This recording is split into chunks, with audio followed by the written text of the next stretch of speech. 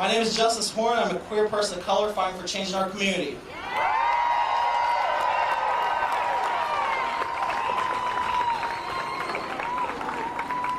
I know a lot of people have been asking why we've been protesting every day.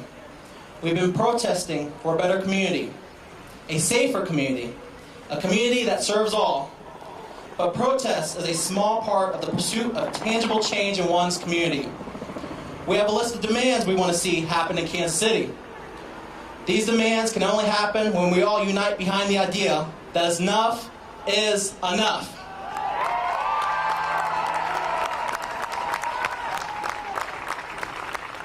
Because frankly, I love you all to death, but I don't want to do this next month, next year, or for the rest of our lives.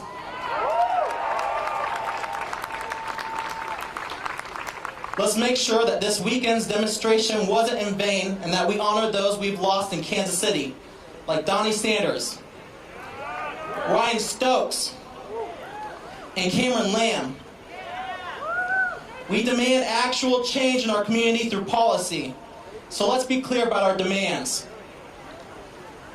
We demand local control of the KCPD.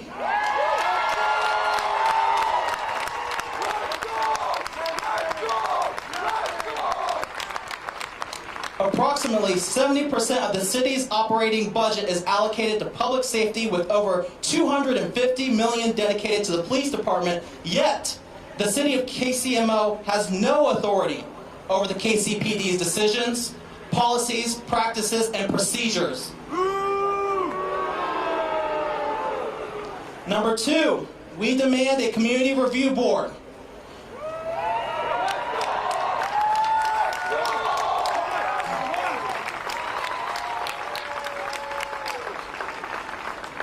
We demand the proposed funding for body cams, generously provided by the DeBruce Foundation and community partners, but put to use immediately to equip every officer in KCPD with a body camera.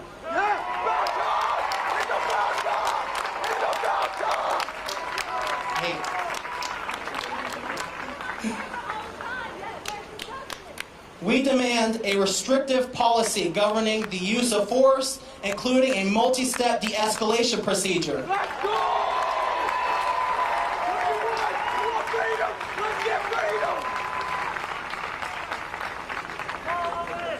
With respect to the protests beginning on May 29, 2020, following the murder of George Floyd, we demand that all pending legal charges, civil or criminal, levied against peaceful protesters by the KCPD be dismissed, effective immediately.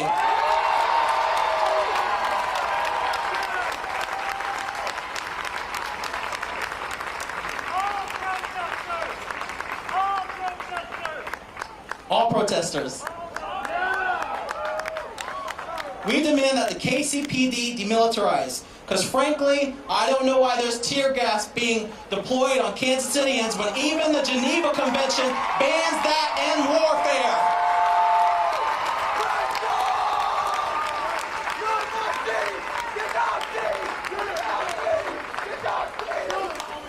We demand that KCMO engage with community representatives, including activists, members of advocacy groups, and the leadership of local nonprofit organizations. Because frankly, that Unity March, I didn't get a contact. Henry, did you get a contact? They're not engaging. We demand that KCMO develop a comprehensive plan for the reduction of the KCPD budget with the intention of reallocating their funding towards supporting community organizations that are directly engaged in work of addressing the underlying socioeconomic conditions that we see in our community. We have heard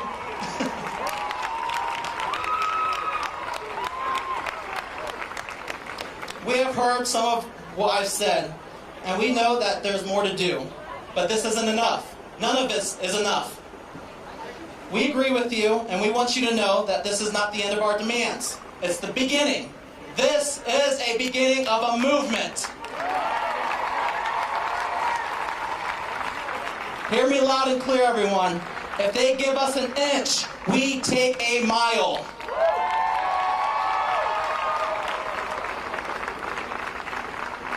We need time to sit with more leaders. We need time to put together more comprehensive and detailed plans. But keep in mind as well,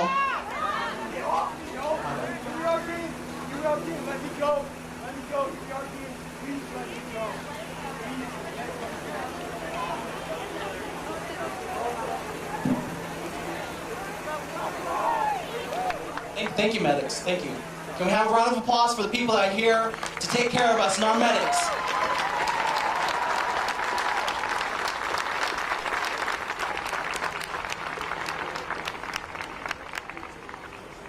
But keep in mind, we can't legislate a solution to all of our problems.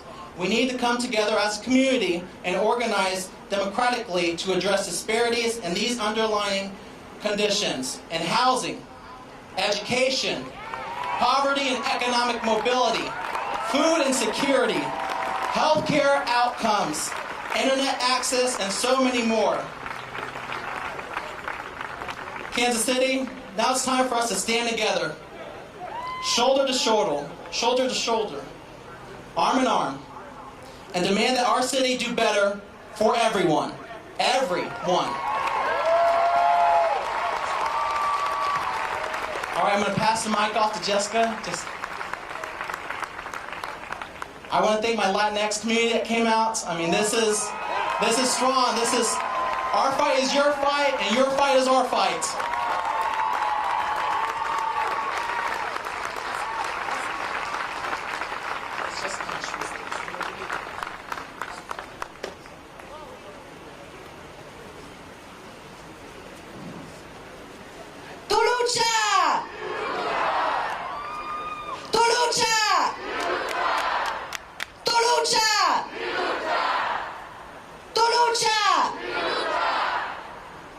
Kansas City, it is a pleasure to represent today Voz KC, V-O-Z, which is translated in English to voice, voices. Voz KC is here today. We're gathered. Behind me are my colleagues, my comrades.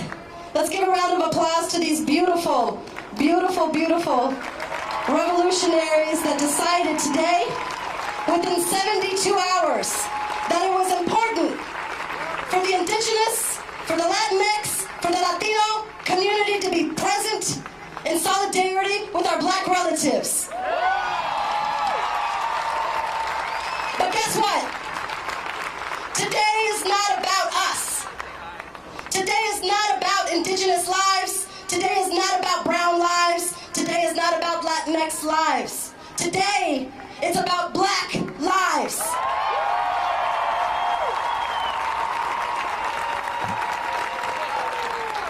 Now, my brown hermanos and hermanas, we know what it's like to struggle. We know what it's like to be policed. We know what it's like to be pushed back into the shadows. We know what it's like to be an essential worker. We know what it's like to keep America living. But today isn't about us. Today, we come together as one pueblo. Today, we come together as una raza so that we can stand in solidarity with our black relatives because black lives matter.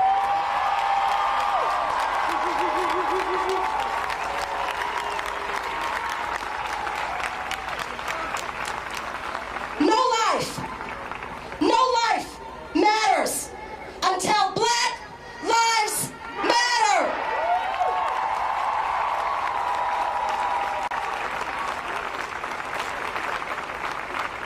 And on behalf of Voz KC and on behalf of Latinx across this globe, we want to thank the black community for standing with us through what we have been struggling with. We want to thank you for being at the detention centers with us. We want to thank you for calling on ICE to be dismantled. But today is not about us. Today, we stand in solidarity with our black brothers and sisters, our relatives. We demand local control of the Kansas City Police Department. We demand a community review board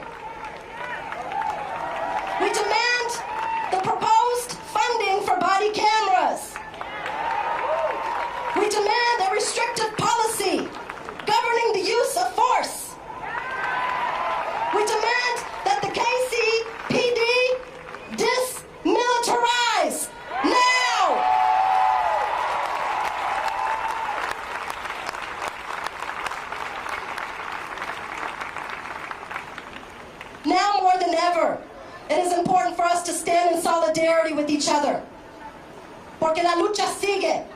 Now more than ever, hermanos, it is time for us to talk to our tíos. It is time to talk to our tías. It is time to talk to our abuelos. It is time to talk to our neighbors. It is time to talk to Kansas City Brown lives and to tell them we come together. We stand together.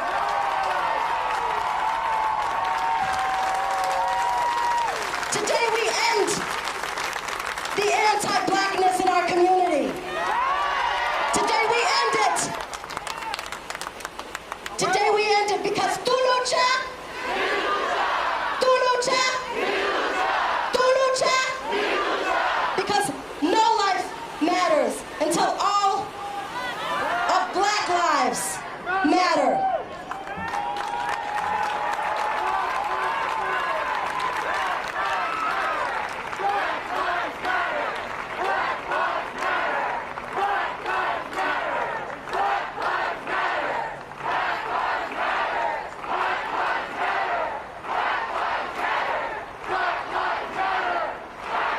Let's give it up for Jessica again. I know you guys give some more energy than that. Let's give it up for her.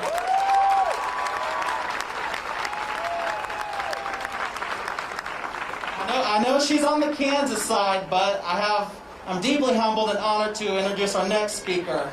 Not only one of the first Native American congresswomen elected to Congress, but also, give it up for her. I want to introduce the Congresswoman of Kansas, Sharice Davids.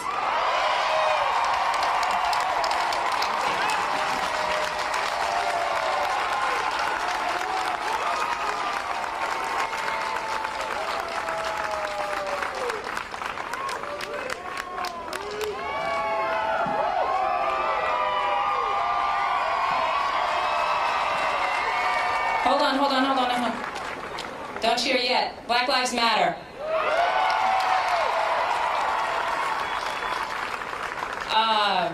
First, I want to start off by acknowledging that today is Breonna Taylor's birthday. She would have been 27. And say her name, Breonna Taylor. I think that it's important to recognize that we have lost too many folks in the black community because of injustice and violence and racism. And I want to say thank you to Justice for inviting me today because it's important to recognize that I don't speak for any particular community, and that my role as a congressperson is to listen, as an elected official is to listen, and I share the heartbreak and outrage over the killing of George Floyd, Breonna Taylor, Ahmaud Arbery, and the countless other folks black people who have been killed and murdered. And I think that right now, the pain and anger that we're seeing it's right and it's just, and that we need to listen. Non-black people need to listen. Elected people need to listen.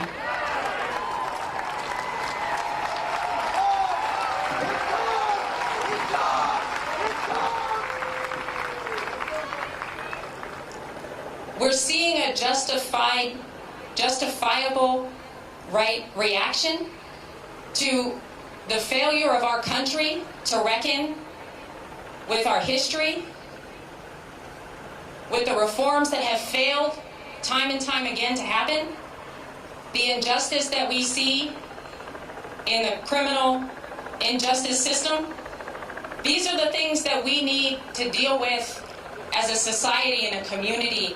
And right now, we're experiencing a collective trauma. But right now, the important piece is that we listen and work with black folks to heal from the trauma that has been inflicted because of that long history in this country. I'm proud to stand here in solidarity with the black community.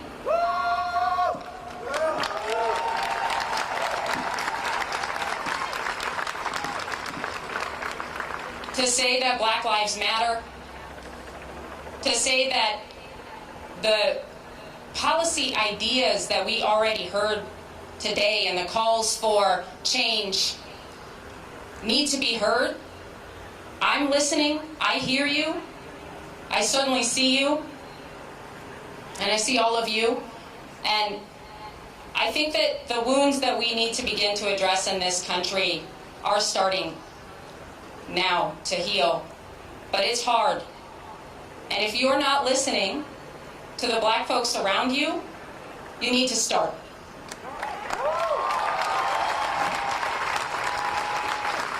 And I'm going to keep listening, and I'll keep showing up, and thank you for inviting me, because this is not any member of Congress's time to shine.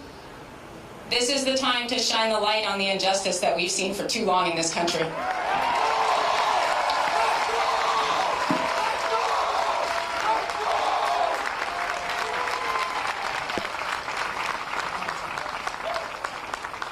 All right, thank you, everyone. I now want to introduce our next speaker, Councilperson Brandon Ellington.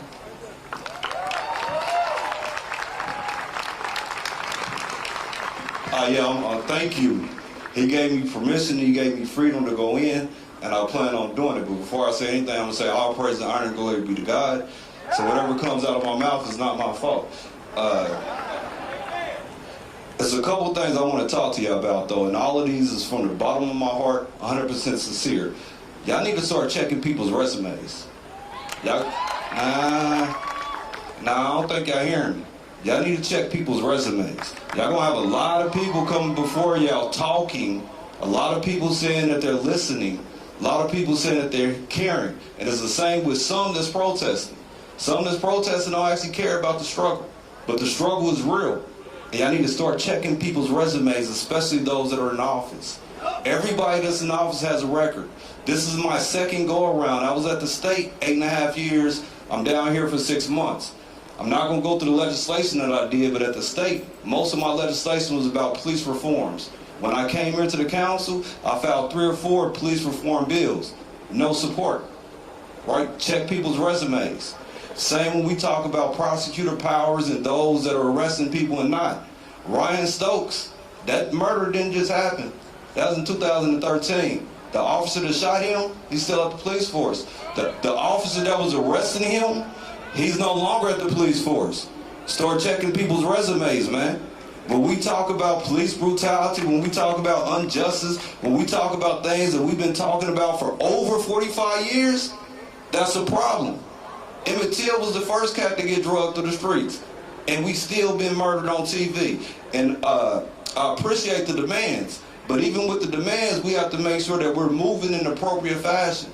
Because when we talk about local control, that doesn't take a whole bunch. It takes an initiative petition to get it on the ballot to vote for it in Kansas City. Not that hard, not that complicated. When we talk about video and audio equipment, we need to be checking who's going to hold that. Because currently, without local governance, that would still fall up underneath PD, right?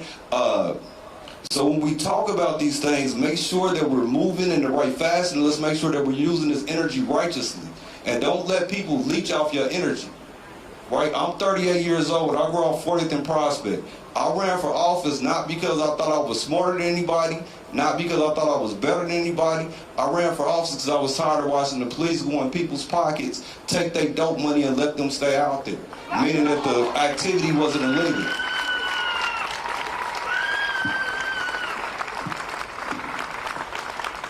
Since I've been in office, I fought marginalization. Now I want to talk about the Black and Brown Coalition, because again, we've been faking with each other. We're the only people, not the only, but we're the only ones here that got melanation in our skin. Melanation is factual. Melanation is not an opinion.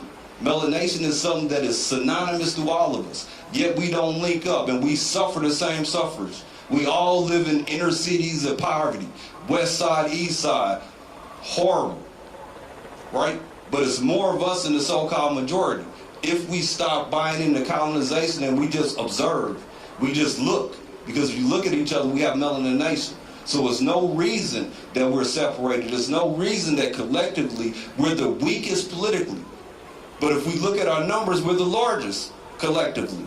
It doesn't make any sense that if you look at the state numbers, we're the majority that gets pulled over, black and brown. But our hit ratio, the amount of dope, drugs, and illegal activity is less than white folks, right? So when we look at the criminal justice arena, it's an institution. And institutions build a system. Systems is not independent outside of the institution. And institutions are powered by the people that support those institutions. So let's start mandating what we want via the right institutions and stop allowing people to come and say, I feel your pain, but don't show up when you're struggling. Stop allowing people to say, I care about you, but when I see you hurting, I don't extend my hand. Stop allowing people to say, hey, all those murders is bad today, but I ain't do nothing about it yesterday, the day before, or the day before that when I had access to do it. And I'm only doing it now because I want to look politically correct. Again, check people's resumes, bro. And the last thing that I want to say is something that's coming up this Tuesday, and I desperately need y'all help. I have an ordinance that will be heard at 10 a.m. in legal review, 26th floor, and it gets rid of the charges for those that were protesting that wasn't doing anything illegal. I try to pass it Thursday. If y'all don't come out, it's not going to get passed. So I need y'all here at 10 a.m. I'm going to tell y'all one more that I'm going to bring back. At the beginning of my council term, I had a consent form. If that consent form had passed, everybody that was at that protest would have had probable cause for getting accosted. But it didn't pass because PD told the council they was going to sue us, and we folded. That's problematic, because it's problematic because we're talking about the will of the people, and again, that's an institution. And institutions are powered by the people that pay them. So if we want change, show up Tuesday, and then show up every day after that. Start paying attention to who's at the stake, because no state laws have been adjusted. Start paying attention who is your prosecutor, and why aren't violent acts being prosecuted when law enforcement is doing things that is known.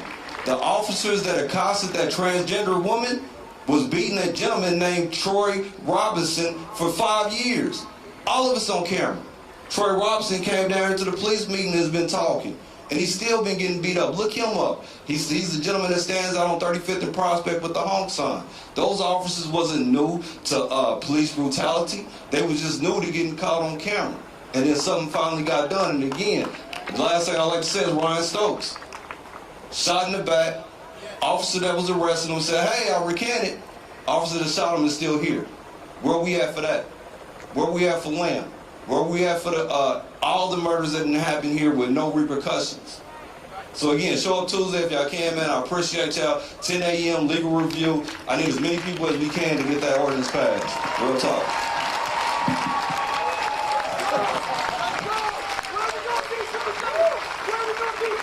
So, thank you, Councilperson Ellington. Tuesday, we're gonna be right here. Tuesday, we're gonna be right here. Y'all give him some love. Give him some love. So I think I'll introduce our next speaker, but I do want to bring to people's attention that we have medics on staff just in case. And I want to thank whoever that is back there in front of City Hall. Everyone here needs to register to vote. Everyone here needs to be voting. Everyone here needs to make sure they're voting for who they want. All right, now I want to introduce Henry Service, and he's our next speaker. How are y'all? Hello. Hey. When me and Justice and our group came together to get these protests together, we almost halfway were worried about what we would get accomplished here today. But 4 days later, like I was saying earlier on, with over 60,000 signatures to our petition, and what we have is body cams where they were telling us before there was no money and it couldn't be done. We got that. So give yourself a round of applause because we got that.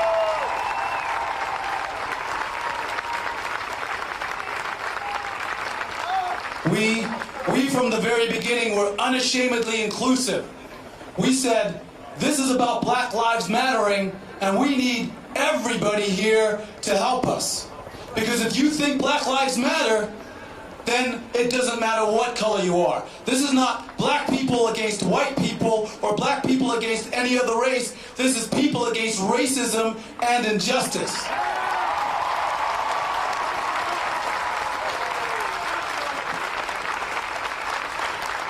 Now I want you to look around and see all of the friends that we have here. I want you to look around and see all of our friends that we have, and I want you to stand a little close. I know you're hot and sweaty. Get a little close together, and I want you to say after me, I want you to say, may the line never break where I stand. May the line never break where I stand. May the line never break where I stand. May the line never break where I stand.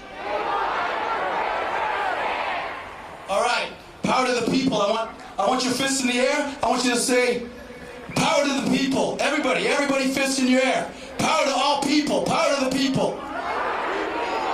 Power to the people. Power to the people. Power to the people. Power to the people. You know why I say power to the people? Because we're stronger together. We are stronger together. When we come, Henry by himself, I can't get anything accomplished.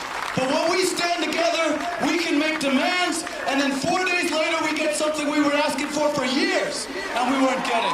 We're stronger together. Stronger together. When we stand together and we demand change, and when we demand and don't ask, there's no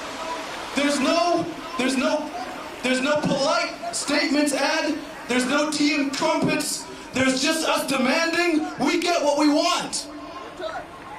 These are our streets. This is our city. This is our government. This is our police force. They work for us. We don't work for them.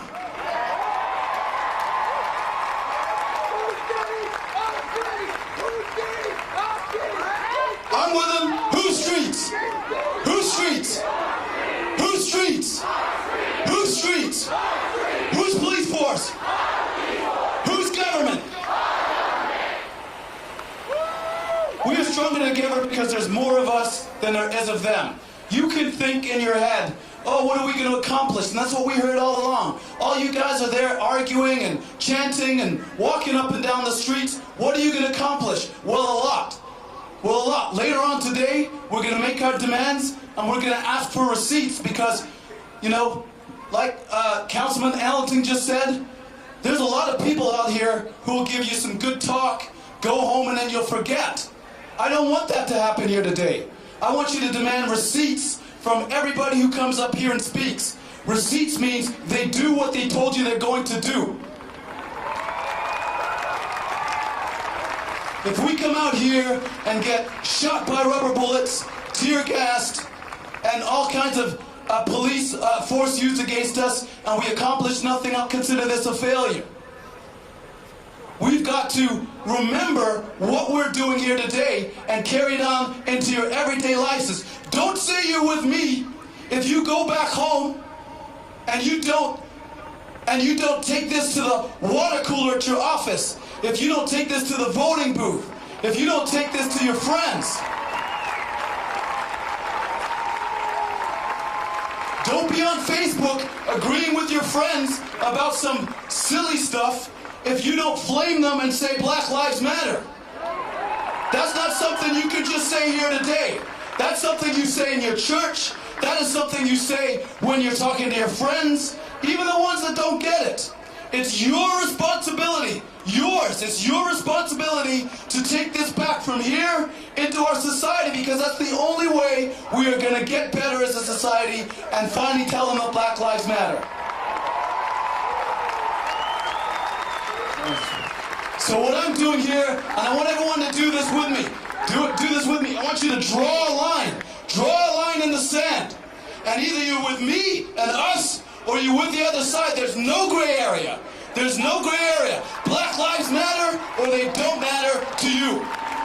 You draw in a line of sand, you make it clear, you speak it loud, and you do not take no for an answer.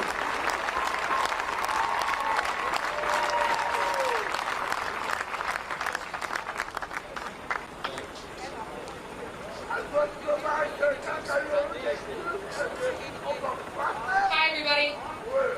My name is Lacey Knight. My mother was a white woman who spent most of her adulthood in the streets in the back of police cars and in prison. One night, roughly 27 years ago, she was put in the back of a police car and she was taken to jail. The jailer at that jail was a white Marine veteran, jailer, cop. This man would be my father. In my parents' love affair, my dad would find himself continuously rescuing my mother from drugs. And after one weekend of a drug binge, my mother told my father that she was pregnant. And she explained to him that the baby would either be his or the baby would be black. And here I am, I'm black. He told my mother that it didn't matter that I was black, and I was his daughter anyways. My family, my friends, my people that I grew up with in my community, they were all white, okay? My grandma, she managed a Dairy Queen. My parents used to take me there when I was little, and they would sit me on a counter, and my grandma would serve me one of those awesome chocolate dipped cones, and the people would stare. My grandma never understood why people were staring at us until my mother had to explain to her that it was because I was black. I never understood why when I was growing up that I didn't look like the other girls. My skin, my hair, my bone structure, everything about me made me different. They would throw spitballs in my hair, and I wouldn't find them until I went home because I have so much hair that I just couldn't feel it. They told me that I wasn't pretty because I was overweight, because I was different than them, until they decided that I was exotic. And then everybody wanted to see me, everybody wanted to talk to me. Isn't that strange? One day when I was a child, I was walking up to a farmer's market with my grandmother and my aunt, and a car full of black men drove past me, and they threw a slushie out the window, and as the colors ran down my feet, they called me a nigger. And I only have to assume that that's because I was walking with white people. But by far the worst time that I ever experienced racism is when my daughter's father's girlfriend at the time hit me with her car on Christmas Eve and called me a fucking nigger. It took me 2 years to get my biracial daughter away from this woman. I went to the protest on Saturday, and within 5 minutes of being there, I had mace and milk all over me. I tried my best to protect all of my people.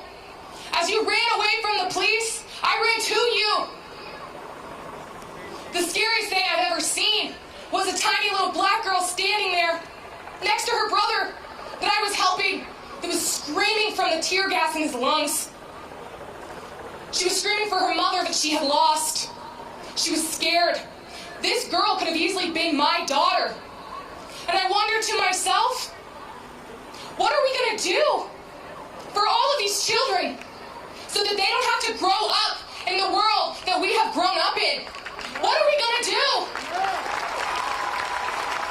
We need to find a way to unite the people while also honoring the people in our police force, the great men and women who are here serving us. We keep hearing that they're good cops and they're bad cops, but we can't have any bad cops.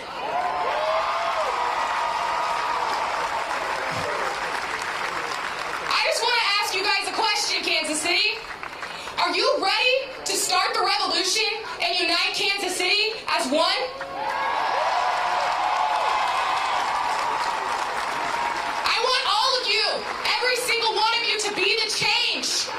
This is the scariest thing I've ever done, being up here. A week ago, I was at home with my 2 kids, being a stay-at-home mom for the last 5 years, crying myself to sleep at night, wondering, what can I do? What can I do for my children, for all of your children? And I want all of you guys to know that each and every single one of you can make a difference. If you vote, go and register, vote, be the change. Thank you guys for having me today.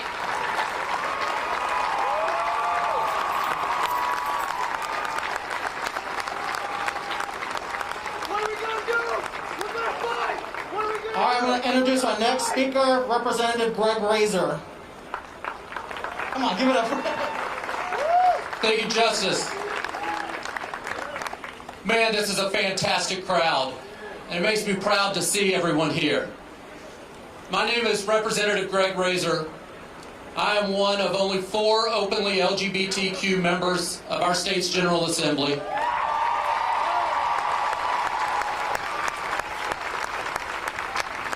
And this month, the month of June, is Pride Month.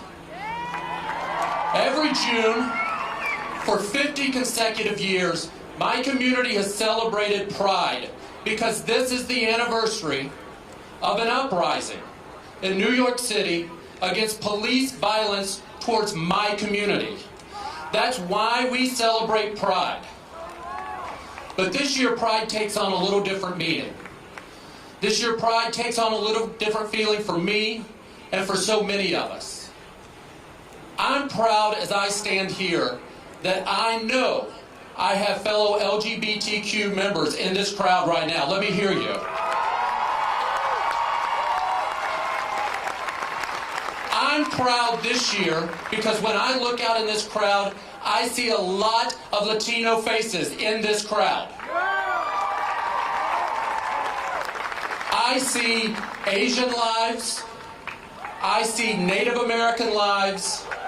I see all of the diversity of lives. I see white lives. And we're all here because Black Lives Matter. That is what we're proud of this year. All of our communities have to stand up and say Black Lives Matter. I have studied history for a large part of my life. And there are moments in history when society changes. In the 1960s, we saw society change when images hit television screens from Birmingham, a police officer sicking dogs on black men. When we saw fire departments with fire hoses knocking back crowds. America saw it and realized what was happening for the first time. America is waking up again because of the images we saw of George Floyd. The images we see each and every day on the news, on Twitter, on social media from all over the country of rallies just like this that are peaceful. And then we see violence against the peaceful protesters. America is waking up, and it's because we all realize that Black Lives Matter.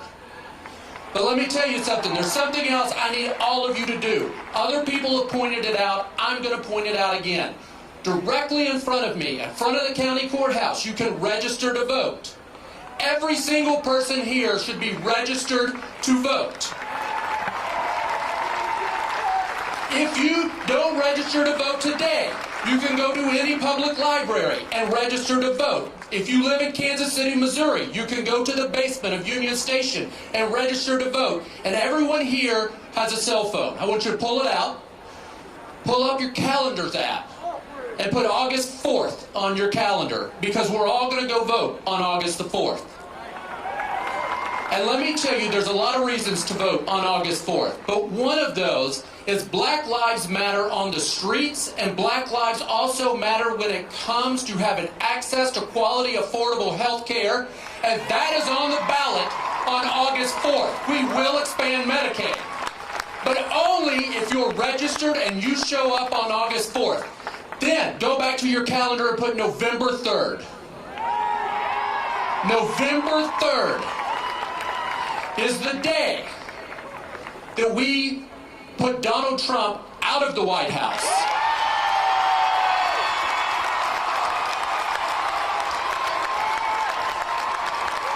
It's the day we reclaim our country for the best values that we hold.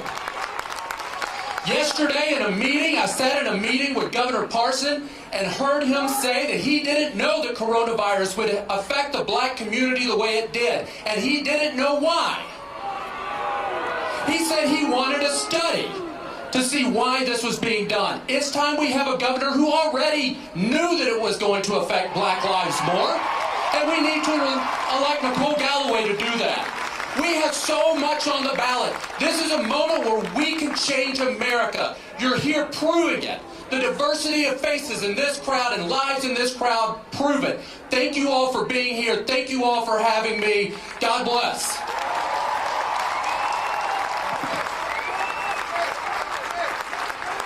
All right, I'm now going to introduce Councilperson Melissa Robinson.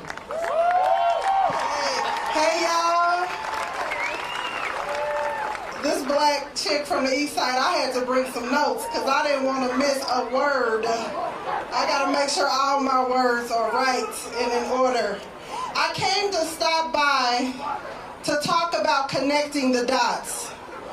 This movement about the violence projected on black people and the perception. Y'all know perception is reality, right? This is about the perception of descendants of slaves in America.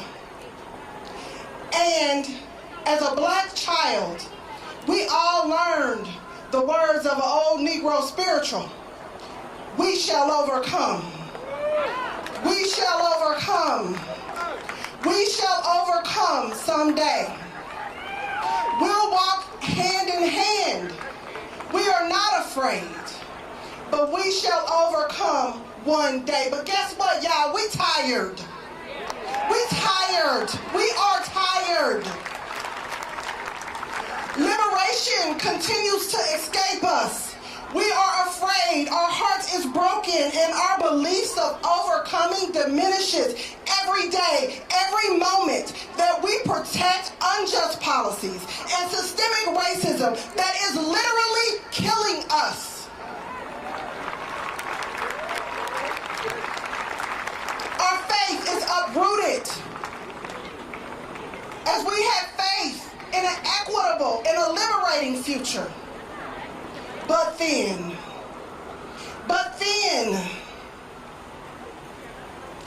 just as we began and our hope was being evaporated, and we began to retreat into our silos and our corners of complacency, but then a sequence of horrific events occurred, and it is igniting our anger in a way that is productive and that is activating our sense of responsibility, our sense of duty to make America whole.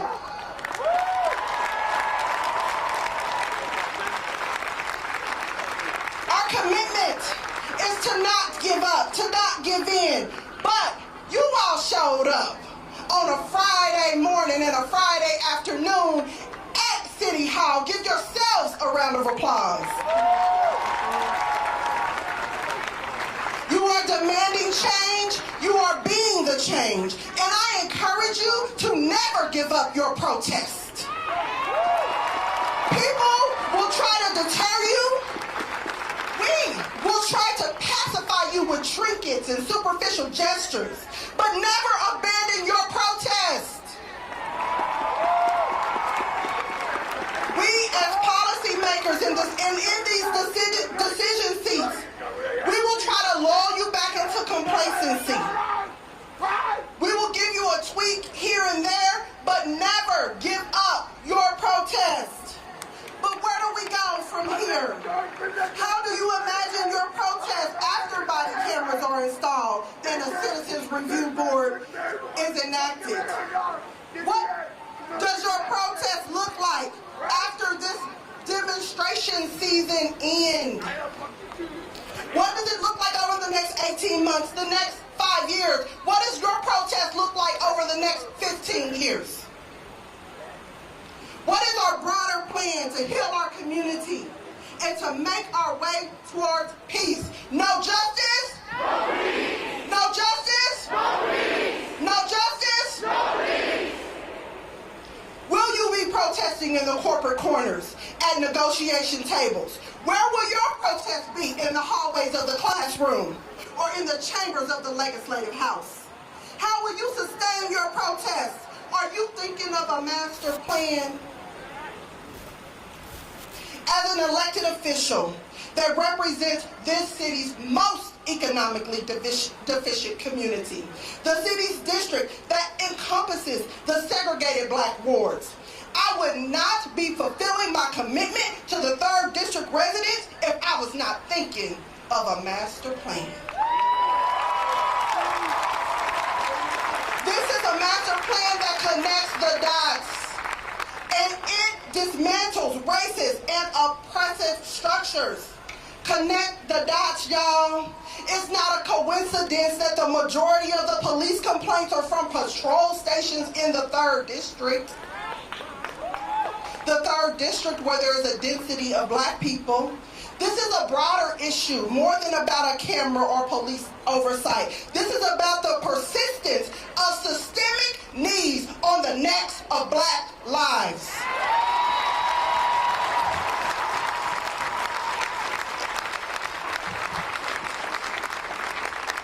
There is no coincidence that descendants of slaves, black people, black children in the 3rd District are underperforming their white counterparts academically. We can't breathe.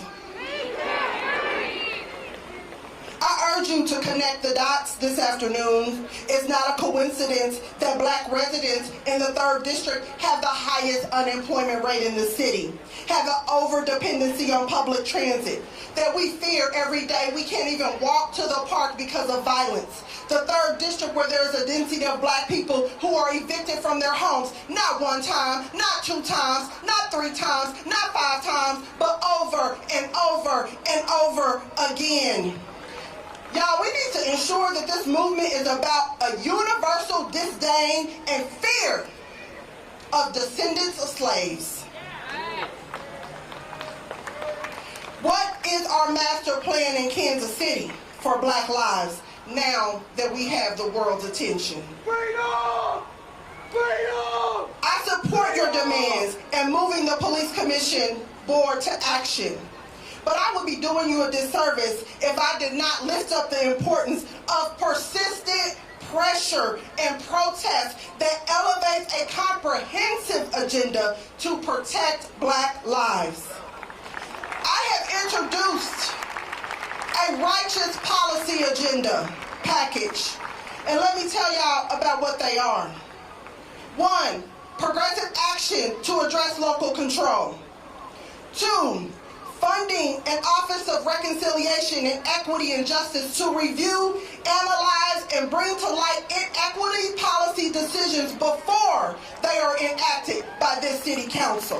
Black Lives Matter. Connect the dots. Number 3, restore funding for public transit so that those of us with the least amount of resources have access to free transit, just as those of us with the most resources have access to the expanding streetcar. Black Lives Matter.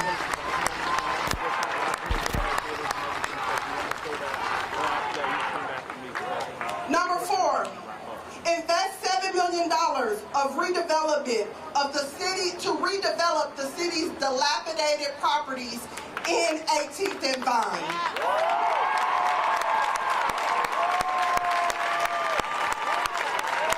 18th and Vine is the epicenter for black entrepreneurship and black culture in Kansas City. The city made a promise to invest $27 million. They've invested $7 million, and now they want to renege. Not today. Number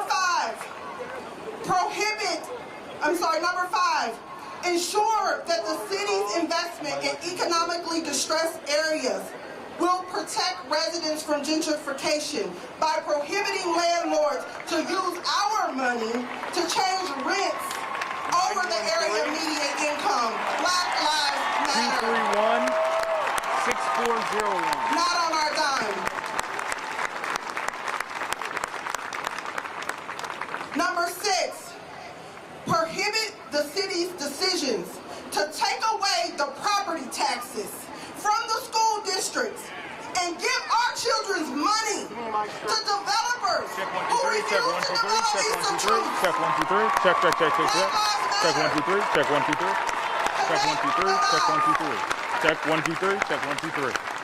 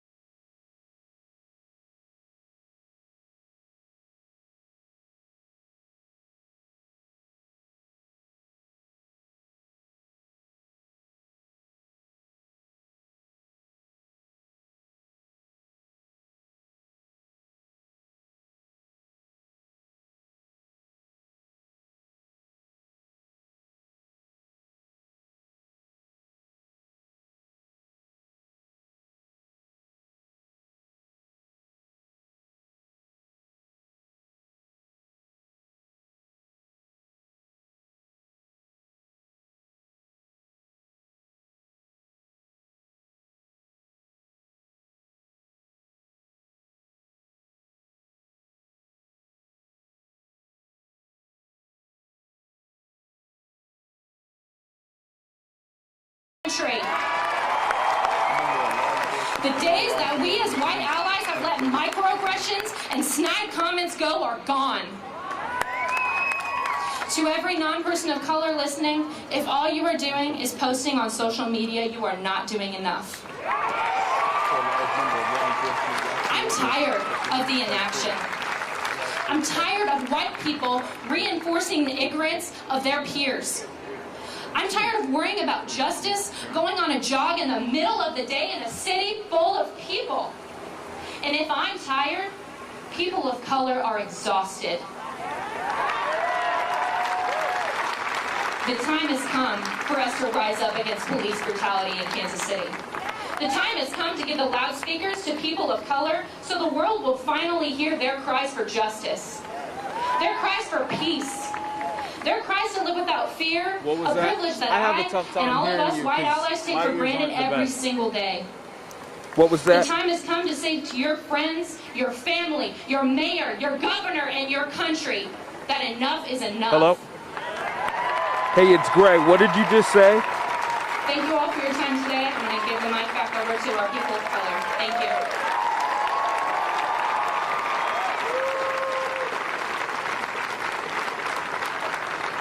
I do. Get that. That's important. I was talking, somebody said my name, but like I couldn't hear what else they said. All right, everyone. I really do want you guys to give this next group a warm welcome. Or I don't even know. They might have been talking to Greg Malota then or something.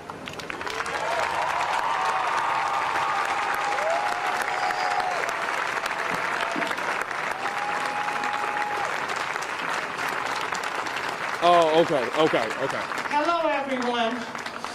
My son was Ryan Stokes. My name is Nareen Stokes. I am Ryan Stokes' mother.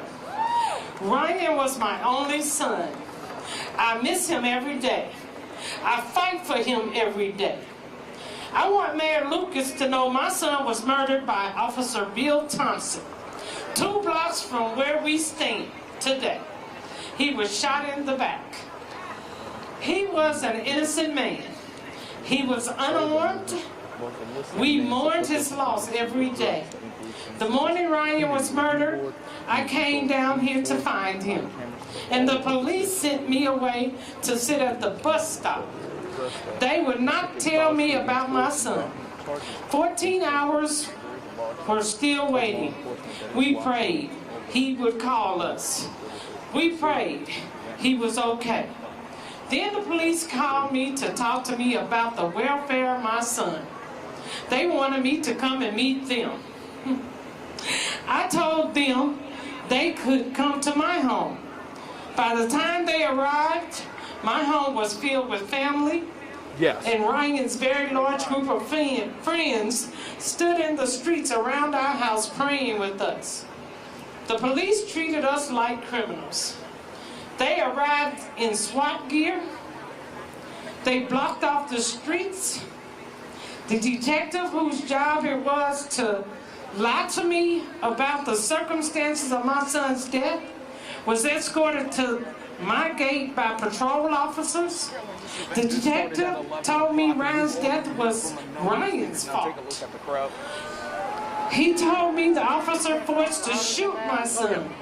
He said Ryan pointed a gun at the officer and he shot my son 5 times When the in the event just chest. started at 11 o'clock and we've already seen I knew he was lying to me.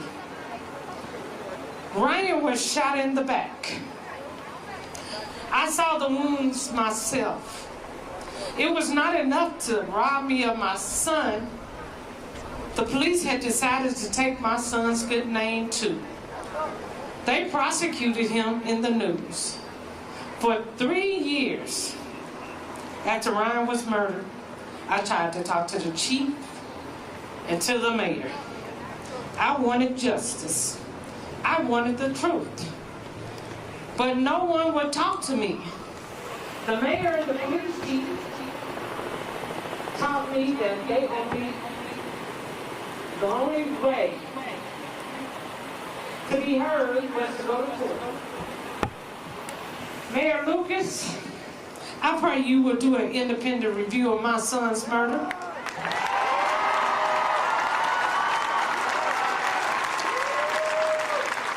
Mayor Lucas, I pray you will do the better for the families like mine. Mayor Lucas, I pray you will talk to mothers whose sons are killed by the police. I pray you will not let the police drag the good name of their victims through the mud. I pray you will not stand by when police officers are given medals for killing our sons. Mayor Lucas and the governor in Kansas City, Missouri, we got to fight. We got to stand up. They are killing our kids right here in Kansas City. Not in Minneapolis, not in Chicago. It's right here. We got to fight. Stand up. Pray And for Sarah, me. who- Thank you so much. Okay, I'm first. I'm first, right? Yeah, when the event started at 11 o'clock and we've already heard from a number of speakers. Now take a look at the crowd.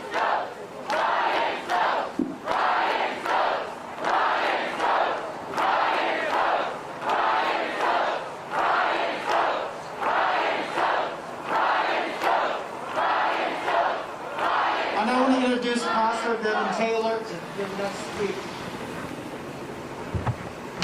First, they asked me to pray, but they thought I was going to pray in tongues, so they told me not to pray. When I say, when the camera's on duty, I want you to say the cops on duty. When the camera's on duty, when the cop is on duty, we need to make sure that they're not taking the cameras and turning them off. That's one of the policies we're gonna fight for. So when the cops on duty, I can't hear y'all. When the cops on duty, cops on duty, the cameras on duty. We need to make sure we understand that. When I say black lives, you shout must survive. Black lives! I can't hear you. Black lives! I said black lives! July 28th, my mother's birthday, 2013, Ryan Stokes was gunned down by the Kansas City, Missouri Police Department. Joe, And to this the day, event started at nothing 11 has o'clock, taken and we've place to already get heard justice from for a that. number of speakers. Now take a look But at the in the crowd. justice that As you we're see, going to a try lot of to people get, have or made we're their way going out to get to support for this George movement. Now, Floyd. part of that movement involves a list of demands the protesters want to see addressed. That includes things such as a community review board, community control of the police force, body cameras for all officers, which KCPD has mentioned that they will be implementing that, restrictive policies against force, dropping of charges against protesters. Now, there is a large number of law enforcement that are watching over the police headquarters, as you can see, but this event is set to wrap up at 1 o'clock now in the press release that we Here's something that has angered you, and I know you've been waiting on me to say it. Don't tell us to not believe our lying eyes. If our eyes see it, it is what it is what it is. So when I say what did you see, you say murder on George Floyd. What did you see? What did you see? You seen a murder. You must not tell your eyes it lied to you. Now I'm going to say something that's a little controversial, but it's not that bad compared to what I've heard. I know quite a few officers on the Kansas City, Missouri Police Department. Some I played sports with athletically growing up. And you have let us down, brothers. Because if we stopped it in the locker room, it would never reach the street. I said if we stopped it, I'm going to say it again. If the black police officers would check their brothers in the locker room, we would not have to worry about it in the courtroom. We would not have to worry about it on the streets because they handled it in the locker room. I guarantee you that 4 white officers or white officers would not have watched 4 black cops choke a man to death and not do nothing about it. So brothers, I am holding you accountable. I'm holding you accountable. When we speak to the police chief, I know they had their meeting, but see, they try to make the meetings up to down. But this time we want to come from down here up to them, and I'm done right here. Last thing I'm going to say. Somebody came to me and said, Pastor, how do we really change it? And I'm going to tell you how we change it. Start your own business. I don't have the money. Connect to somebody that does. I'm going to say it again. Start your own business. Taylor, how do we change it? Start your own business. And if you can't, connect to somebody that has one and learn from them. And possibly you can raise up. If the cameras don't do that, and if the cop is on duty,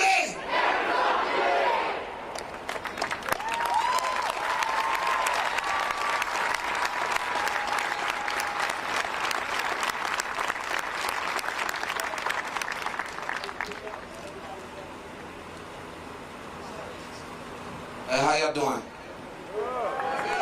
I first want to say, like, somebody told me, because a lot of y'all might not know me, but I be on 35th and Prospect. A person told me, he was like, black people try everything but coming together. You hear me? My city has done everything but come together. You know, I feel like it shouldn't take another state for my city to be standing up for the same thing we got going on down here. You know, a lot of y'all don't know me. My name is Troy Robertson. I've been beat by the police 5 times. August 21st, 2015, I was tased by Barbosa Nabitovich for recording somebody get arrested for them doing something illegally. August 21st, after I got tased, something in my dream told me to hold a sign, and I started doing this. I started holding a sign, HUMP, helping others notice kings. September 23rd, 2015, police jumped on me on 35th and Truce. So, I'm telling y'all, I've been standing up for this since 2015. August 21st, 2019, a lot of y'all seen it on the news, on 35th and Prospect. Over 38 officers came over there and jumped on me because I asked him to hump because one of my friends died. I only asked the hunk. So I'm saying, like, I've been making complaints, filing complaints after complaints after complaints. September, August 21st, 2019, September 6th, 2019, I got jumped on by the police again. They said I misused 911. I thought you supposed to call 911 when somebody passed out. I went to jail for misuse 911. September 9th, the day we buried my big bro, they put me in a hospital for suicide. I had a seizure. I'm an epileptic.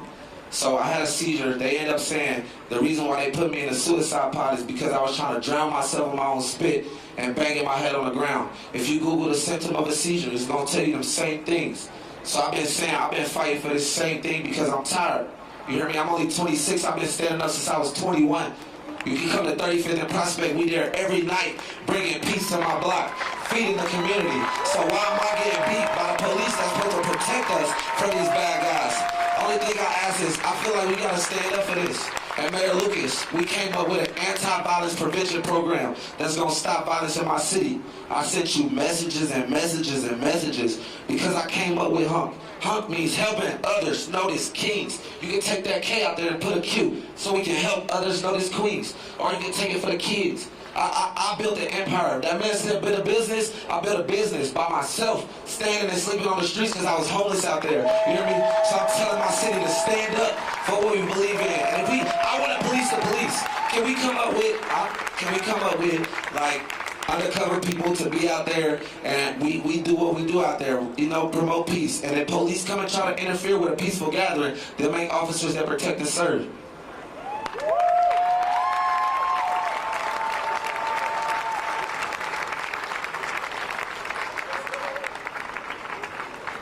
All right, now I'm now going to introduce our next speaker. It's Kyle Hollins. He's going to get away. Hey, yo, if you sick and tired of being sick and tired, say I'm sick and tired. I said if you sick and tired of being sick and tired, say I'm sick and tired. I'm sick and tired of having to watch TV every single night about Black Lives Matter when we always matter. I'm sick and tired of somebody opposing my protest, protesting my protest when I say that Black Lives Matter and they repeat to me all lives matter. I'm sick and tired. If all lives matter, quick question, why are we here?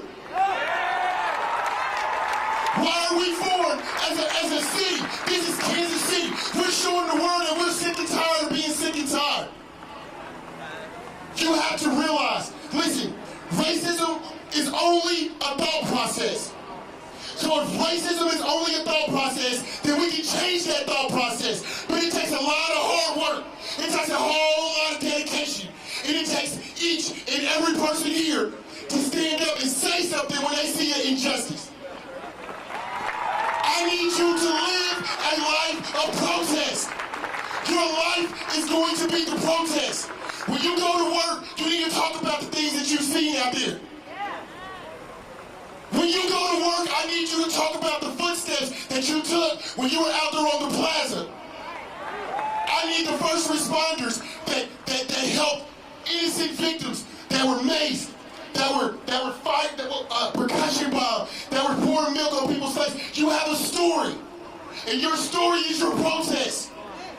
Only until you take your protest past these lines. Listen, if today is the only day you protest, you have failed. If this weekend is the only day that you have protest, you have failed. I laid on the corner of 27th and Montgomery, hands behind my back, beaten, kicked. Listen, I got scars on my face right now from being kicked in the face. They told me to stop resisting. I had my hands behind my back. I almost did 35 years in the federal penitentiary. I served 90 months for a low-level drug offense. The judicial system is infected with a virus called racism. Our housing market is infected with a virus called racism. Our police are infected with a virus called racism. And as long as that virus continues to spread, it's like COVID-19. But this virus ain't scared. It ain't telling you to wear a mask.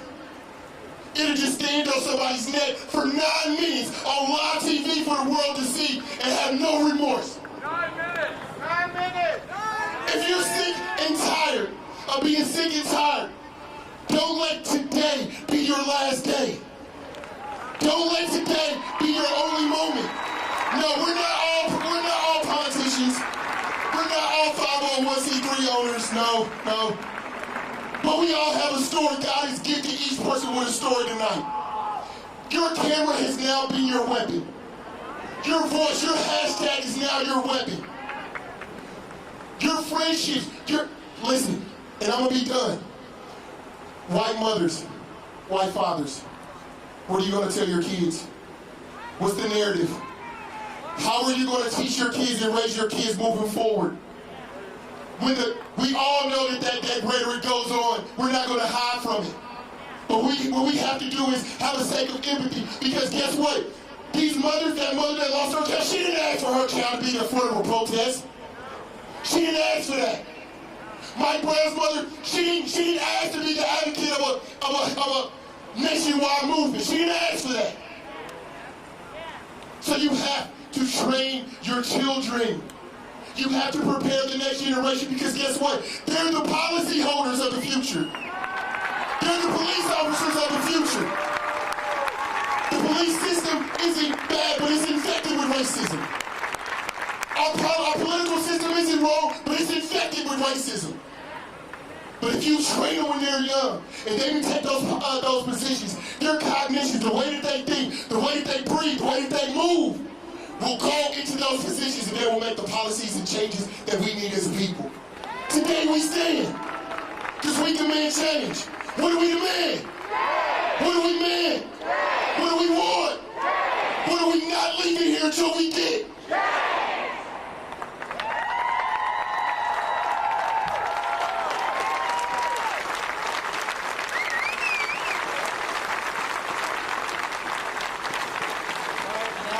Introduce Councilperson Eric Bunch.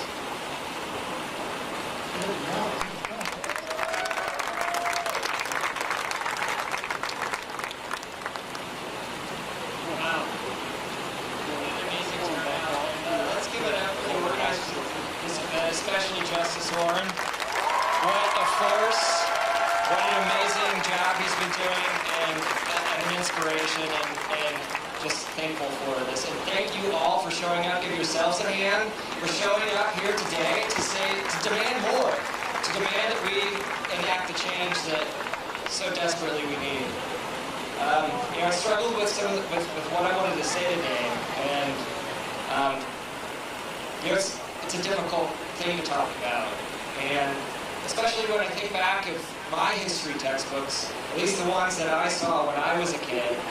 They were whitewashed, and we were led to believe that because the North won the Civil War and slavery was in our distant past, that we've been atoned. And that ain't right. That ain't right! Thank you. We didn't learn about the direct through line from the Civil War, from the antebellum South, through the racist housing policies of the North that continued to further disadvantage our communities of color and our black lives. And one of the first memories I have of an uprising in regards and result of a brutal beating of Rodney King. I didn't understand that protest was not just about the beating, but the fact that those officers who brutally beat him were absolved of all wrongdoing. And I watched all the protests going on across the nation, and I'm optimistic that this is really a different time. But I'm not the one to say that. It's not about me. I look over the crowd, and I'm impressed with the turnout, and I need to talk to my fellow white folks out there. This isn't enough. Are you tired? Well, drink some coffee and perk up, people. We have a job to do as white allies in this movement. And I'm going to ask the same question the previous speaker asked, which is, white parents, what are you telling your kids about this? I am reckoning with that right now with a 6-year-old trying to explain to him what systematic racism is. White folks, Get with it, let's do this. Be more than allies. And Black Lives Matter. Absolutely. But it's not an ideology or a political agenda. And for, again, my white folks out there, it's not a hashtag for you to put out on social media to absolve yourself of the role you play in a racist, oppressive system. So it doesn't end here. Your role does not end here. Our black brothers and black sisters have been crying for our help for generations. It's time to get to work for real. You know, I've watched protests on TV and in person, and I've seen videos of unnecessary escalation on the part of law enforcement. I've seen men and women get brutalized with rubber bullets and tear gas. That ain't right! That ain't right. We have to demand change, and it starts right here. And I'll be honest with you that simple reform to law enforcement isn't enough. We spend as a city 10 times the amount on law enforcement as we do on public health. And we all know that we are in the middle of a global pandemic. A global pandemic that is harming our black brothers and sisters at a rate so disproportionate that it's inhuman. And we've called you out here in this crowd in the middle of a pandemic, and thank you for doing it, and thank you for putting your health at risk. It has to happen. We spend 10 times the amount on law enforcement as we do on public health. Let that sink in. And that's the same at the state and national level as well. Public health is a way to police our cities and without the heavy hand of brutal law enforcement that we've seen in so many of our videos. Public health is a way of the future of enforcement and making our communities safe and whole. Public safety, not policing, not law enforcement. We're not going to get there overnight. But we need to start taking a different approach. We need to look at trauma-informed care, because the folks who've been living in the east side of the city have experienced trauma that white folks, you and me, we haven't experienced. And white folks, we need to get real about that. That trauma that they've experienced results in the crime that we see. We have to do better. We have to take a public health approach to public safety. We have to give access to health care. We gotta get Medicaid expansion passed here in a few months. But that's not enough. That's not enough. The protests that we've seen across the country have not only resulted in public cries from the community, from the organizers, from your voices, but tangible results are coming of it. People are talking about the complete systems change that is required for law enforcement to do right by our communities and make us safer and not fear them. You look at what's happening in Minneapolis. My counterparts in Minneapolis are calling for a complete undoing of how we do law enforcement and public safety. It's not going to happen overnight.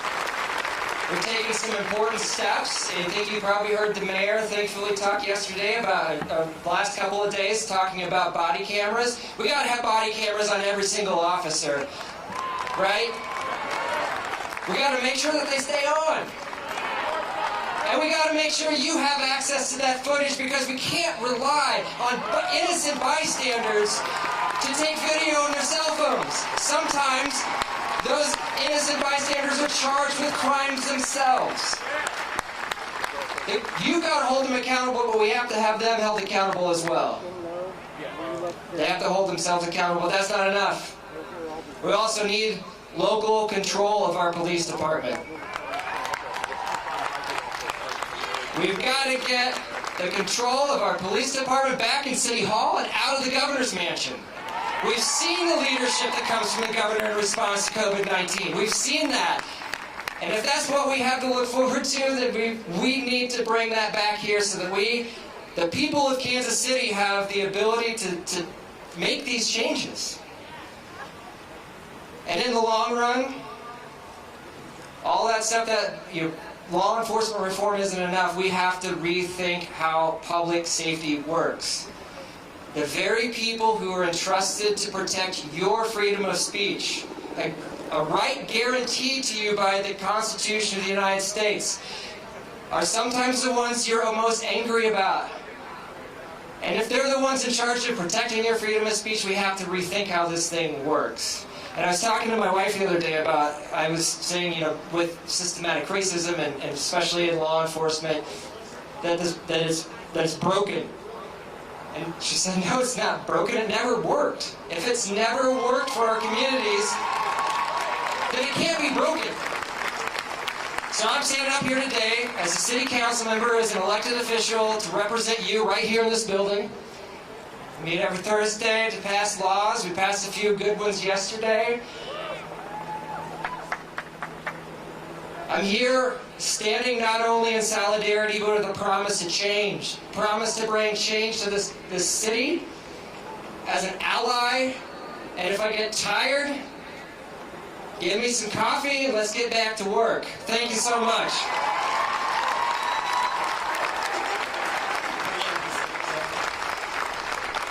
All right, I'm going to introduce our next speaker, Representative Barbara Ann Washington. Thank you. Can we take a moment of silence for the birthday of Breonna Taylor, please? Everybody bow their heads.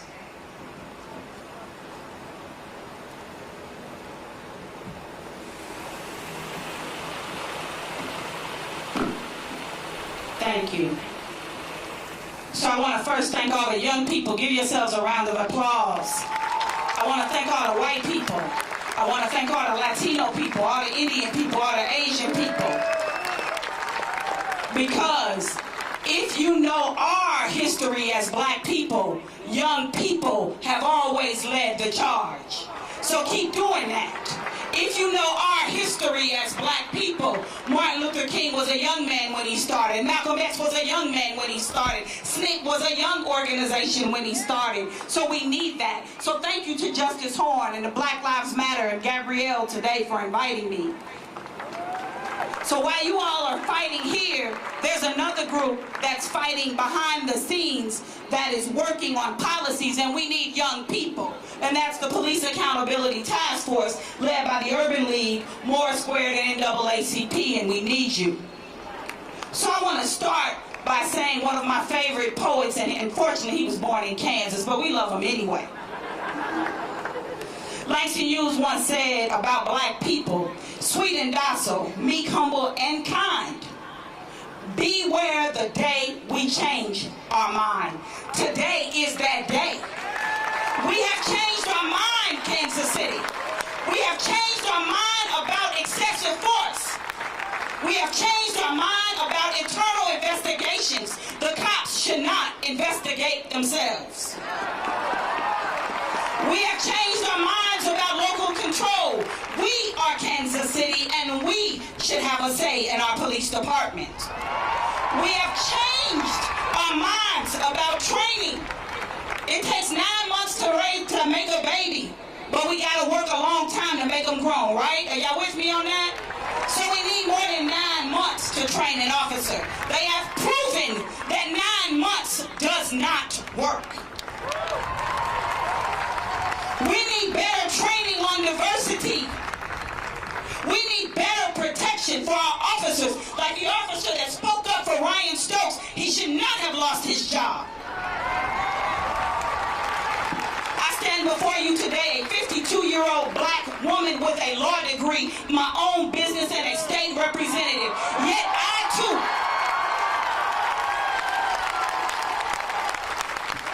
and I cringe and I get scared every time I see those lights. I should not be scared.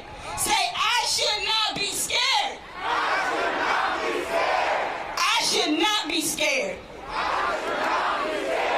I'm not a black man, but I have black black nephews, black friends, black colleagues. And now, in the last 2 years, I got me 2 black grandsons. I don't want my 2 black grandsons who just moved to Kansas City to be afraid to live. They should not be afraid to walk the streets, to play in the park, to go to school, to get arrested for a traffic ticket. They should not be afraid. We have changed our minds because my grandsons need a future. We have changed our minds about our black men clogging up our prisons. We have changed our minds about high black unemployment. We have changed our minds about poor housing. We want change and we want it now. Say, we want change and we want it now. We want change and we want it now. With this movement, the unification of all of us, because some of you young people, you don't get taught in history anymore. White folks have always been involved with black folks in getting us freedom. Frederick Douglass and Harriet Tubman couldn't do it on their own. Martin Luther King couldn't do it on our own. We need this because you have the power to make a change. And we want change, and we what? We have to come together and continue the systematic changes that are needed in the Kansas City, Missouri Police Department. Through your efforts in the last couple of weeks, we got the community to donate the money for the body cams. And many of you don't know that Congress has attempted to give body cams to the police department before. We need to find out why they haven't been taken and why they haven't been used. We don't want no more tear gas. We want no more neck holds and knee holds. No more choke holds. Warn us before you shoot us.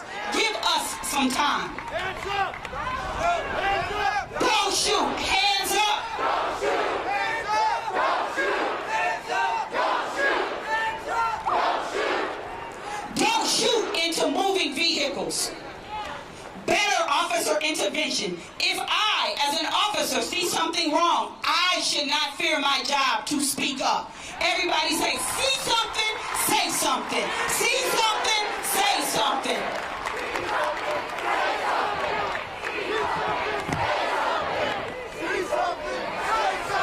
And we need to be transparent in the investigations that go on.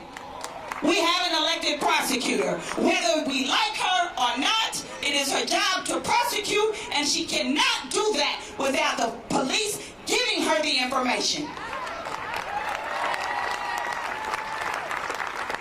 Our Black Lives Matter.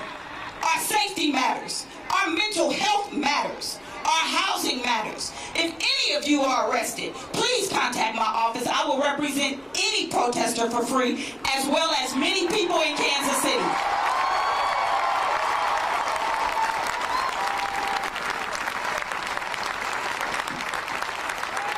We want body cams, and we want them to be used. We want de-escalation tactics. We have changed our minds about waiting for the police to give us answers. We have changed our minds about the lackadaisical attitude when an officer kills us. We should never, ever see the death of a Cameron Lamb, a Terrence Bridges, a Donnie Sanders, and it should never take 7 years to prosecute the killers of Ryan Stokes. We have changed our minds about staying silent. We want equality. We as black people have changed our minds about allowing you to treat us inhumane. We are humans. In 2020, black folks should not still be afraid of the police. We should not suffer mental stress just because of the police. I'm going to close out with James Baldwin, who says, and black people understand this, you all should understand this, and the cops need to understand this. To be a Negro in this country and to be relatively conscious means to be enraged almost all of the time. Thank you for coming together. We need to stop the rage and get equality. Black Lives Matter.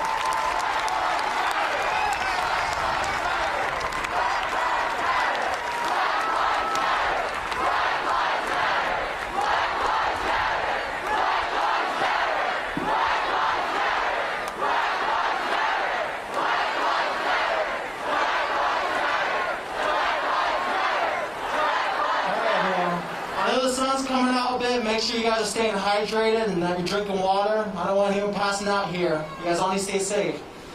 I do want to make a comment and thank the council people that came out today and stood with us. So Councilman Eric Bunch, Councilwoman Melissa Robinson, and especially Councilman Brandon Ellington for speaking today and standing in solidarity. So you guys can give them a round of applause.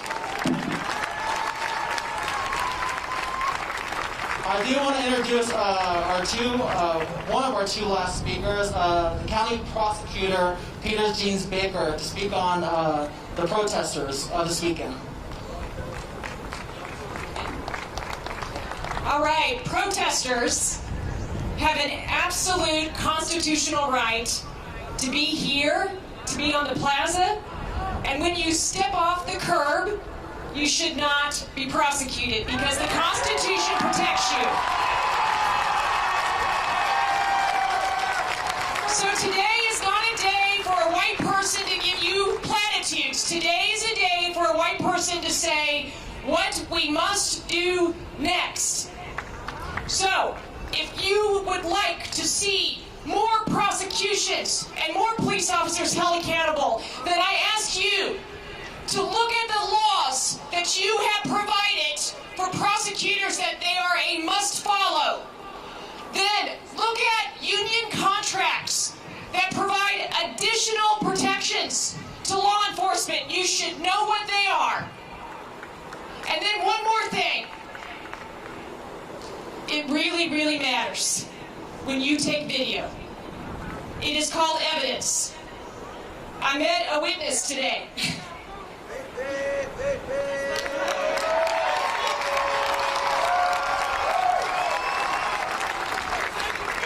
You serve as jurors. That building is an opportunity for you to have your voice heard too. So serve as a juror. Do not be afeared to sit through one of those trials. You have a right to have your voice heard there in that forum. One other thing I want you to know, I want you to look at and think about the last time we went a month in this city without a homicide was February of 2014. The clearance rate for homicides in 2014 was well above the national average. You should ask yourself, what happened? Why are we facing the highest homicide rate in Kansas City history right when you stand here today? It's unacceptable, and we must do better.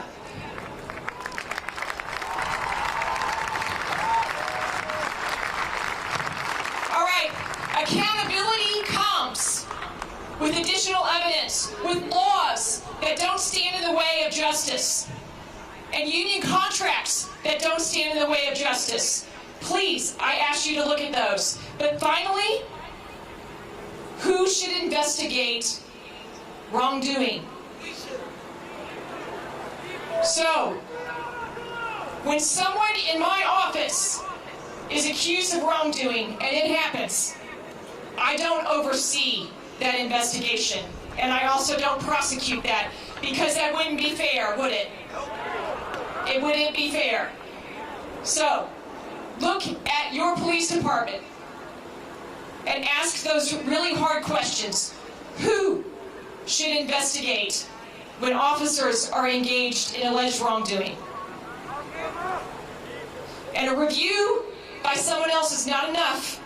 It's got to be, the investigative team must be a neutral team, and you must believe that.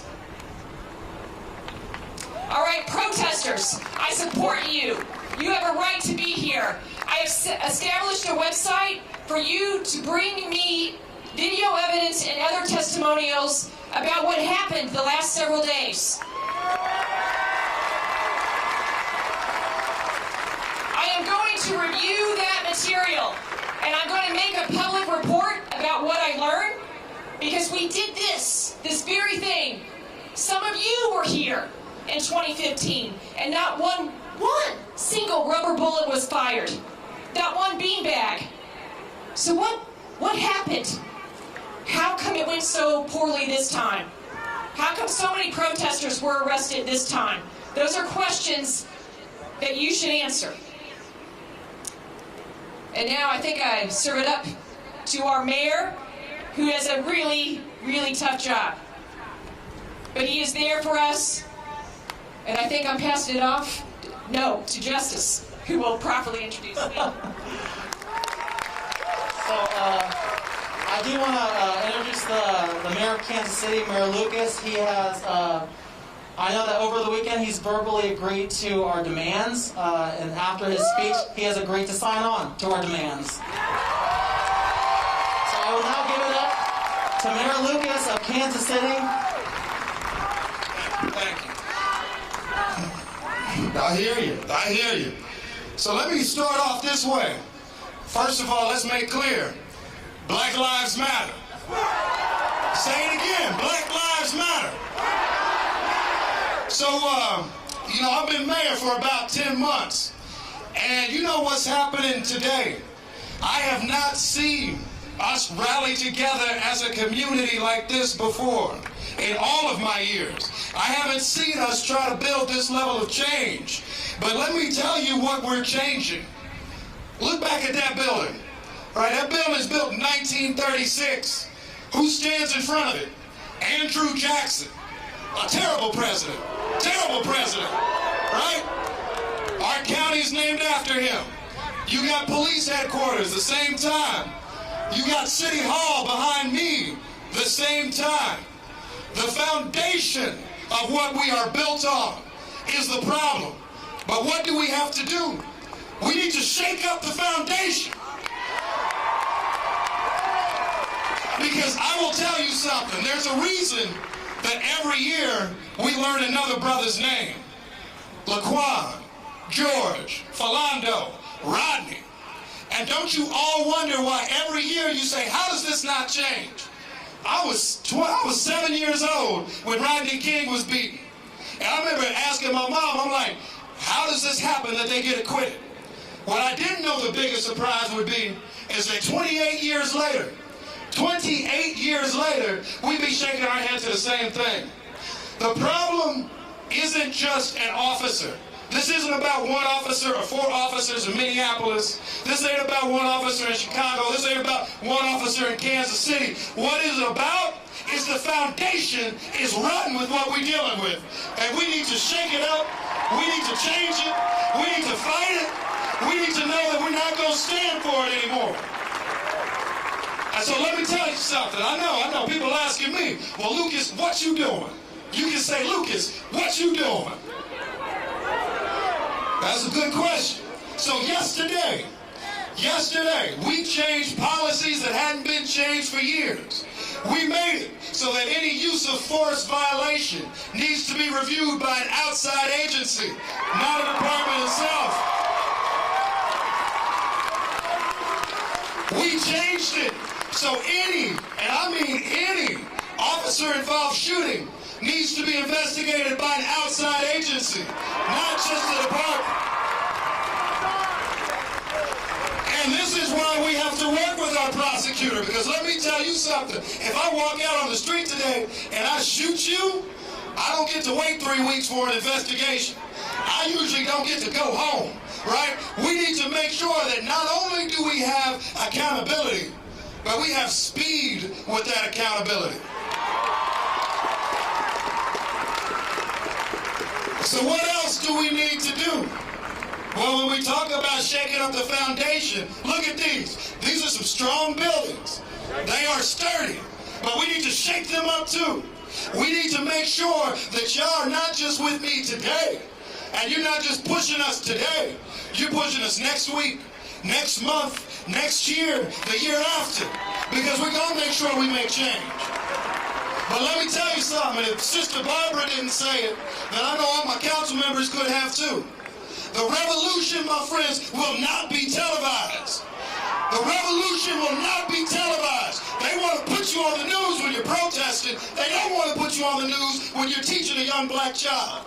They don't want to put us on the news when we're trying to change our community. Well, you know what we're going to do? We're going to keep making the news. We're going to make it so they know that we demand accountability. And you know how we make that accountability?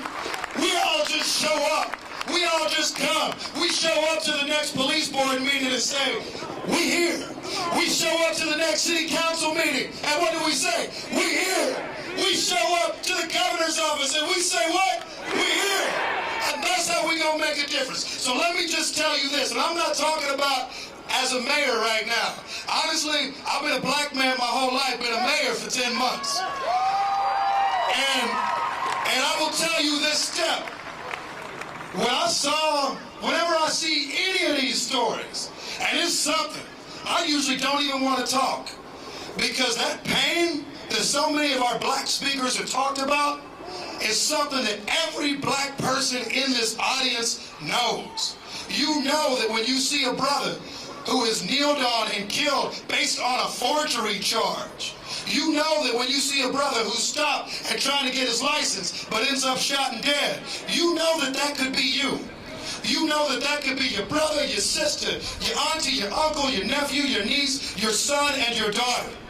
And what we are making these changes for today, I want y'all, and I know we've been talking about protesting, some of y'all might even have beefs with me. That's all right, because who are we fighting for right now? I'm thinking about the brother right now at 40th and Benton.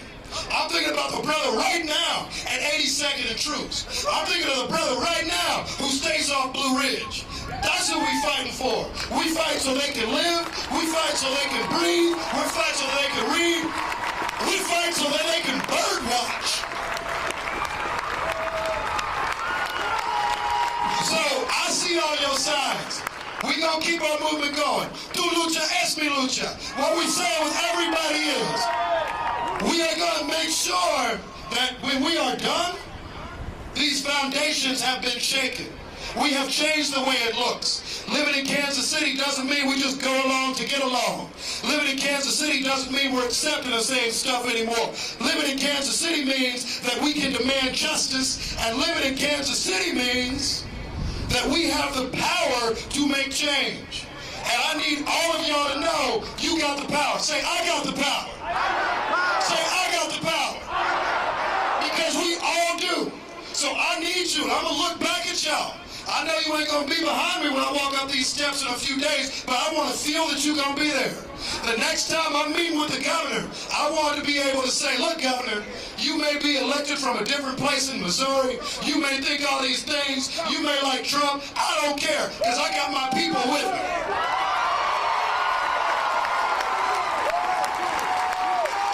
So what I've been hearing all week is that y'all are ready. Now, y'all not just ready. You demand change. Is that right? You demand change. So if we demand change, and I'm going to just do this, it'll be the last thing I say.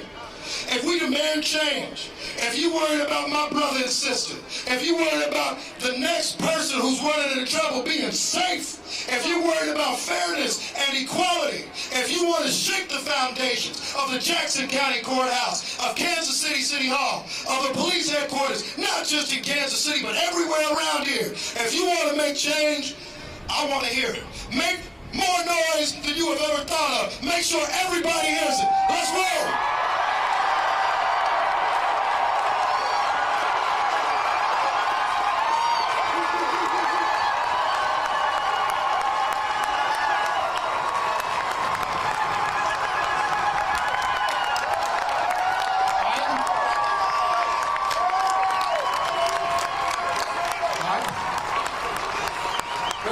Sign on to the demands that we started off, although this is an inch, we still have a mile to walk, but this is why we protest. We're the only city that's protest that's actually gotten policy change and came together to demand that our community will change. This is a movement of the people. Now, Mayor, I'll let you do these honors.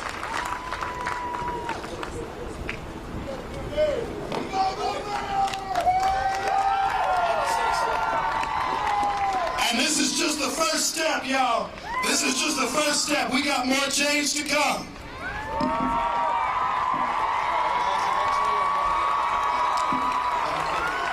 Thank y'all. Thank y'all. Keep fighting. Keep making noise. Keep making noise. That's how we make a difference. Keep making noise.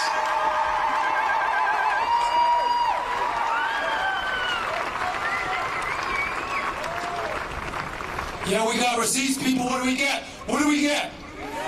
Receipts. That's what we've been asking for from the beginning, and that's what we have now. We got the mayor to sign on to our demands and be with us as the people. So I'm going to read, I'll keep it quick, what he signed on to. The demands of the Black Lives Matter Kansas City. We demand local control of the Kansas City, Missouri Police Department. We demand the proposed funding for body cameras. We demand a restrictive policy governing the use of force, including a multi-step de-escalation procedure. We demand that the KCPD demilitarize. We demand that KCPD engage with community representatives and that they continue to serve the people of Kansas City. But people, we are not done. We've won the day, but the battle has just begun.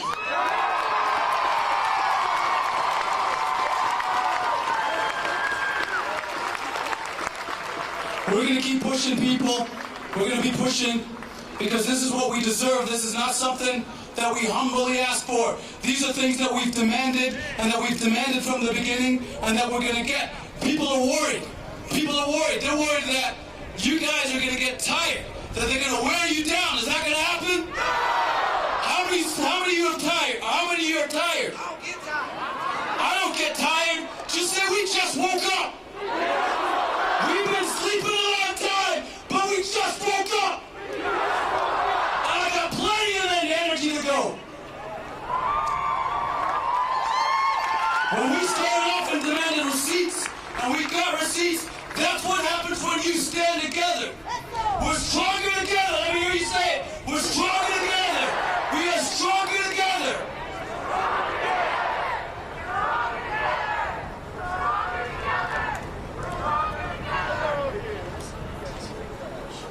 Like I would love, and so we're going to make some choices right now. We're going to make some choices. I would like a peaceful march over to our friends at the police department.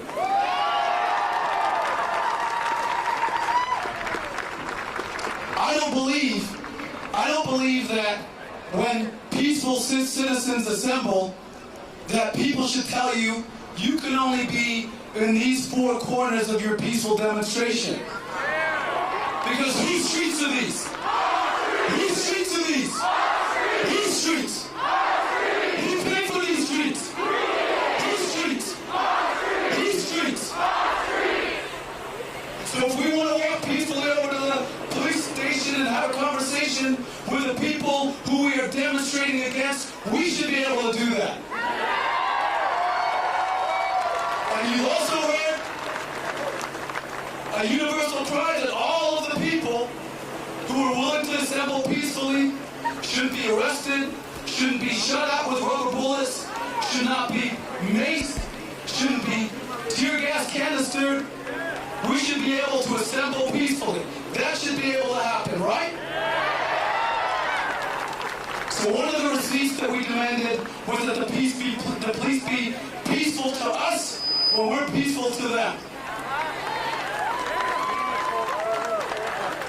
So far that hasn't happened. A lot of people don't realize that when we line up to demonstrate, the police are lined up against us in a counter-demonstration against us. Because I don't see no riot here. How come you have riot gear?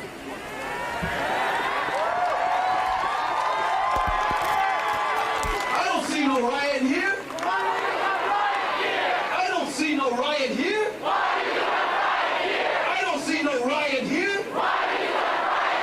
I don't see no riot here. I don't see no riot here. When we walk over to the police, we're going to protest. That's what protest did. From the moment they dumped that tea into the Boston Harbor, to the civil rights movement, to the gay rights movement, to the disability movement,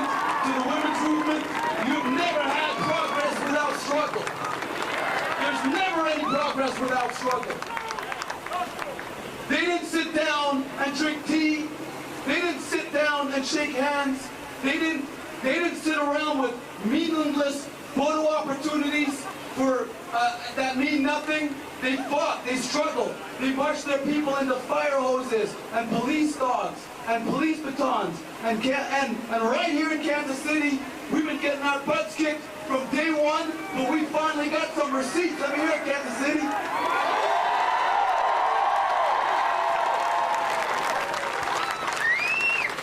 Black Lives Matters is everybody's struggle.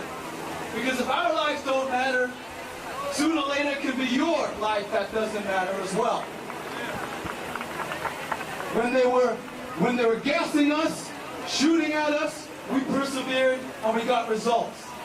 Let's walk over there peacefully